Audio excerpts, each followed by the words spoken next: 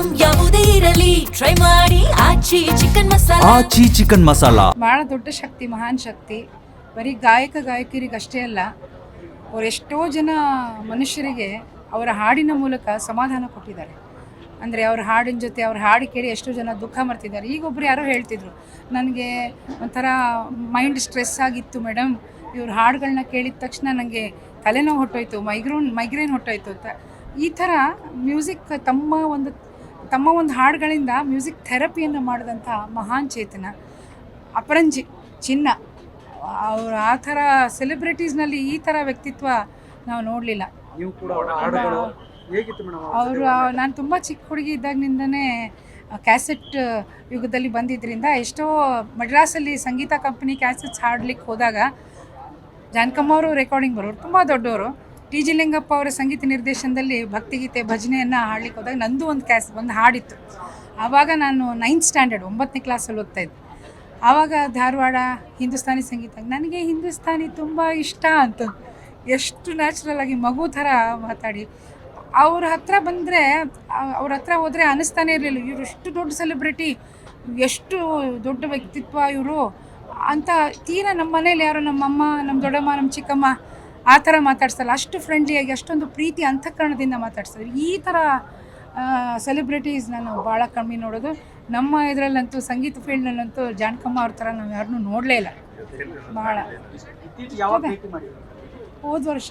But ನನಗೆ ಅವ್ರು ಮೈಸೂರಿನ ಬರೀ ದುರದೃಷ್ಟ ನಮ್ಮದು ಗೊತ್ತಾಗಲ್ಲ. ಮೈಸೂರಲ್ಲಿ ಅವ್ರು ಇದ್ದದ್ದು ಸುಮಾರು ಜನಕ್ಕೆ ಗೊತ್ತಿತ್ತಂತೆ, ಅದು ನನಗೆ ಅದು ಹೆಂಗೆ ಗೊತ್ತಿಲ್ಲ. ಇಲ್ಲಾಂದ್ರೆ ನಂಗೆ ಯಾವಾಗಲೂ ಬರ್ತಾ ಇದ್ದೆ ಇಲ್ಲಿ. ಬಟ್ ಗೊತ್ತಾದ್ಮೇಲೆ ಬರಬೇಕು, ಇವತ್ತೆಲ್ಲ ಸಂಡೇ ಬರಬೇಕು ಅಂತ ಅಂದ್ಕೊಂಡಿದ್ವಿ. ಈ ರೀತಿ ಬರೋಂಗಾಯಿತು ಅನ್ನೋದೇ ಒಂದು ವಿಪರ್ಯಾಸ. ಬಟ್ ಅವರು ಇಹಲೋಕದಲ್ಲಿ ಇಲ್ಲ, ಫಿಸಿಕಲಿ ಪ್ರೆಸೆಂಟ್ ಇಲ್ಲ.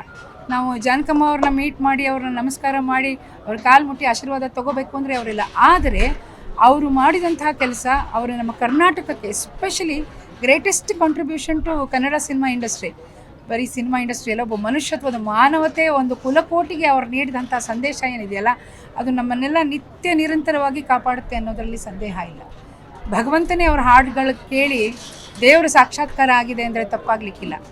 ನಾವೆಲ್ಲ ಸಿಂಗರ್ಸು, ನಮಗಿನ್ನ ಚಿಕ್ಕವ್ರು ಏನಿದಾರಲ್ಲ, ತುಂಬ ಫೇಮಸ್ ಆಗಿರೋ ಸಿಂಗರ್ಸ್ ಇರ್ಬೋದು, ಅಥವಾ ಇವತ್ತು ಕಲಿಬೇಕು ಅಂತಕ್ಕಂಥ ಗಾಯಕಿಯರು ಇರ್ಬೋದು. ಫಸ್ಟ್ ಜಾನಕಮ್ಮ ಅವರ ಹಾಡನ್ನು ಕೇಳಿ ನೀವೆಲ್ಲ ತುಂಬ ಬ್ರಿಲಿಯಂಟು, ಏಕಪಾಟಿ, ಒಂದು ಸತಿ ಎರಡು ಸರ್ತಿ ಹೇಳಿದಾಗ ಹಾಡು ಬಂದುಬಿಡುತ್ತೆ. ಬಟ್ ಆ ಹಾಡಿನಲ್ಲಿರೋ ಒಂದು ಜೀವ ಏನಿದೆಯಲ್ಲ, ಆ ಜೀವಾಳ ತಿಳ್ಕೊಂಡು ಒಂದು ಸರ್ತಿ ಇವ್ರನ್ನ ಸ್ಮರಿಸ್ಬಿಟ್ಟು ನೀವು ಆ ಹಾಡು ಹೇಳಲಿಕ್ಕೆ ನಿಂತ್ಕೊಳ್ಳಿ, ಆಕೆ ನಿಮ್ಮಲ್ಲಿ ಬರ್ತಾರೆ. ಸೊ ಅದರಲ್ಲಿ ಎರಡು ಮಾತಿಲ್ಲ. ಅಂಥ ದೊಡ್ಡ ಶಕ್ತಿ ಅವರು, ಬಹಳ ದೊಡ್ಡ ಶಕ್ತಿ ನಮ್ಮೊಂದಿಗೆ ಇಲ್ಲ. ಬಟ್ ಅವರ ಹಾಡಿನ ಮೂಲಕ ನಮ್ಮ ಜನ್ಮಾಂತರದ ಪುಣ್ಯ, ನಾವು ನಮ್ಮ ಜೀವಮಾನದಲ್ಲಿ ಅವ್ರನ್ನ ನೋಡಿದ್ವಿ, ಅವ್ರ ಹಾಡುಗಳನ್ನ ಕೇಳಿದ್ವಿ, ಕಲಿಯೋ ಅವಕಾಶ ಆಯಿತು, ಮಾತಾಡಿದ್ವಿ. ನನ್ನನ್ನು ಒಂದು ಸತಿ ಸಂಗೀತ ಗಂಗಾ ಫಂಕ್ಷನಲ್ಲಿದ್ದಾಗ ಕಟ್ಟಿ ಅಂತಂತ ಗಟ್ಟಿಯಾಗಿ ತಪ್ಪಿಕೊಂಡ್ರು ನನಗೆ. ಇದು ಬ್ಯಾಗ್, ದೊಡ್ಡ ಬ್ಯಾಗ್, ಯಾವಾಗಲೂ ಬ್ಯಾಗ್ ಬಿಡ್ತಿರ್ಲಿಲ್ಲ, ಆ ಬ್ಯಾಗು ಇಟ್ಟುಬಿಡಿ ಕೆಳಗೆ ಅಂದರು. ಬ್ಯಾಗ್ ಇಟ್ಬಿಟ್ಟು ಅದಂಗೆಲ್ಲ ನೆನಪಾಗತ್ತೆ ಪಾಪ. ಕೆಲವರೊಬ್ಬರೊಬ್ಬರೇ, ಲತಾ ಮಂಗೇಶ್ಕರ್ ಒಬ್ಬರೇ, ಪಂಡಿತ್ ಭೀಮಸೇನ್ ಜೋಶಿ ಒಬ್ಬರೇ, ಎಸ್ ಜಾನಕಿ ಅವರೊಬ್ಬರೇ, SPB ಒಬ್ಬರೇ. ನಾವು ಎಷ್ಟೇ ಅವ್ರನ್ನ ಫಾಲೋ ಮಾಡಿ ಅವ್ರ ಥರ ಹಾಡ್ತೀವಿ, ಹಾಡೋಕ್ಕೆ ಪ್ರಯತ್ನ ಮಾಡ್ತೀವಿ ಅಂದರು, ಪರ್ಸ್ನಾಲಿಟಿ, ವ್ಯಕ್ತಿತ್ವ ಅವರೊಬ್ಬರು. ನೋಡಿ, ಮೈಸೂರಿನವ್ರು ಎಷ್ಟು ಪುಣ್ಯವಂತರು. ಆ್ಯಕ್ಚುಲಿ ನಮ್ಮ ದುರದೃಷ್ಟ, ನಮ್ಗೆ ಗೊತ್ತೇ ಆಗಲಿಲ್ಲ ನನಗೆ ಅದು ನಿಜವಾಗ್ಲೂ. ನೋಡಿ, ಅಂದರೆ ಮೈಸೂರು ಸಾಂಸ್ಕೃತಿಕ ರಾಜಧಾನಿ, ಈಗಿನ್ನೂ ಮೈಸೂರಿಗೆ ಇನ್ನೂ ಹೆಚ್ಚಿನ ಮಹತ್ವ ಬಂದ್ಬಿಡ್ತು. ನಮ್ಮ ಕೋಗಿಲೆ ಇಲ್ಲಿ ನಾನು ಇಲ್ಲೇ ಇರ್ತೀನಿ ಶಾಶ್ವತವಾಗಿ ಅಂತ ಚೂಸ್ ಮಾಡಿದ್ರಲ್ಲ, ಆರಿಸ್ಕೊಂಡ್ರಲ್ಲ, ಅದು ಭಗವಂತನ ನಿರ್ಧಾರ. ಅಲ್ಲಿಂದ very very simple, great soul, great human being, greatest legendary singer. ತುಂಬ ಅದಕ್ಕೆ ಬಾನಲ್ಲೂ ನೀನೇ ಅದು ಹಾಡು ಅವರಿಗೆ ತುಂಬ.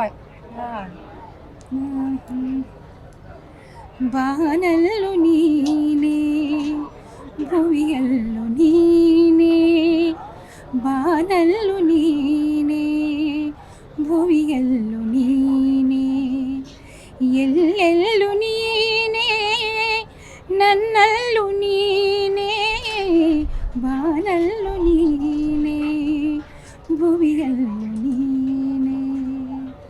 ಚೆನ್ನಾಗಿ ಇದನ್ನು ಹಾಡ್ತಾ ಇದ್ರೆ ಈಗಲೂ ಮೈ ರೋಮಾಂಚನ ಆಗುತ್ತೆ. ಇದು ಆದಮೇಲೆ ಬೇಂದ್ರೆಯವರ ಕವನ ಮೂಡಲ ಮನೆಯ ಮುತ್ತಿನ ನೀರಿನ ಮೂಡಲ ಮನೆಯ ಮುತ್ತಿನ ನೀರಿನ ಎರಕಾವ ಹೊಯ್ದ ನುಣ್ಣನೆ ಎರಕಾವ ಹೊಯ್ದ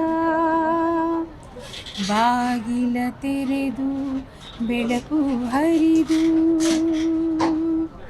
ಬಾಗಿಲ ತೆರೆದು ಬೆಳಕು ಹರಿದು ಜಗವೆಲ್ಲ ತ್ವಯ್ದ ದೇವನು